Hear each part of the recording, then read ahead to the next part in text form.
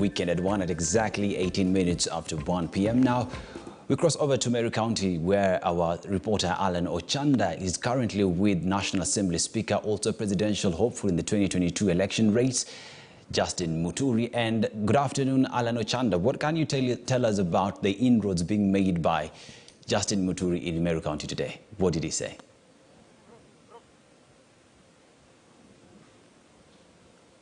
Well, Dennis, Mount Kenya East has really been experiencing a beehive of political activities. Remember that this ending week, we've seen key political leaders really trooping to this region. Deputy President William Ruto was camping here. We've seen Martha Karua of NAK Kenya. We've seen Mwangi Kiunjuri of TSPN. So today we are here with the Speaker of the National Assembly, who has actually expressed his desire to succeed President Uhuru Kenyatta next year, and he's made it quite public that he's actually using the DP party, of course, one of the oldest party in the country. Remember, it was actually being shepherded by the former President Mwai Kibaki, and so he's really expressed his desire to inherit President Uhuru Kenyatta as the head of state next year. And so, without much ado, let's just speak to him, because, of course, the political happening in the country. We've seen the Deputy President also saying that, of course, really wooing the residents of Mount Kenya to ensure maybe they board the Hustler Nation.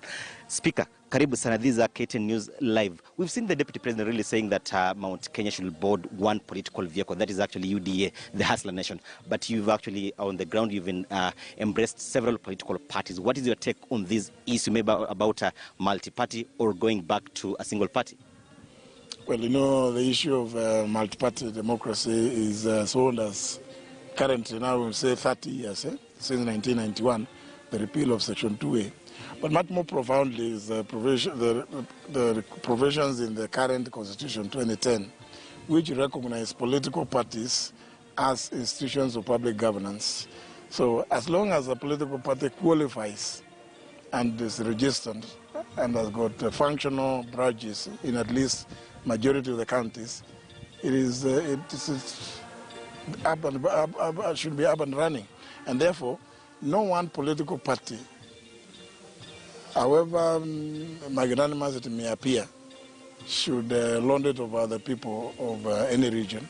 But more particularly, I am myself keen to grow and into bigger, higher grounds, the Democratic Party, which is my party of choice. Yeah. We've seen on Friday, we were here with the NAK Kenya party leader, Martha Karua, and she has actually expressed her desire to also take over the leadership of Kirinyaga County, but she's actually been part of the Mount Kenya Unity Forum, which you believe you are also part of it. She has said that they'll actually be laying a roadmap of how they'll actually be walking around and traversing the whole central region. Are you part of it? And what is actually the roadmap that you're actually also laying as part of the team? The more the merrier. The more the merrier.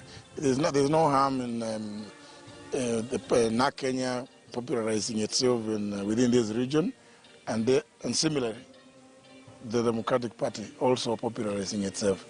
We see a lot of things in common between these parties, and therefore, it's called friendly fire, and we'll be able to agree on some way forward.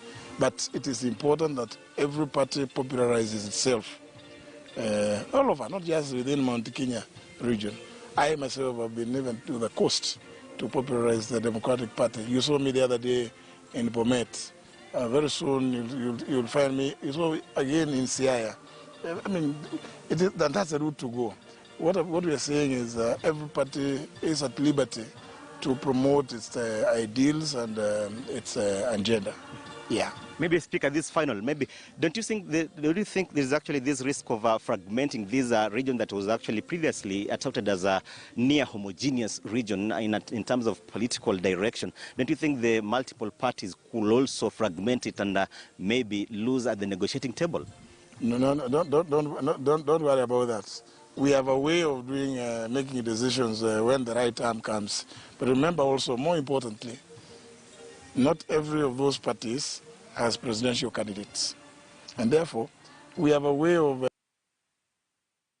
Remember, we are aware acutely that even at the county assembly, we require members of the county assemblies, even the National Assembly and in the Senate. So it is fair that every party goes out there and popularizes itself.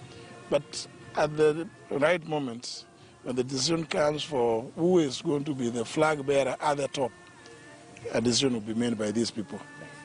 Thanks so much. Of course, the Speaker of the National Assembly here, accompanied by Professor Gitile Naituli here, former NCIC Commissioner, saying that as Mount Kenya region, they have a way of reaching maybe a convergence when the critical time actually comes for them to make key political decisions here. And so we shall actually be catching up later on because, of course, he's actually gracing the fundraise here, of course, at the Methodist Church here in Mudhara, Tigania East, of course, in Meru County.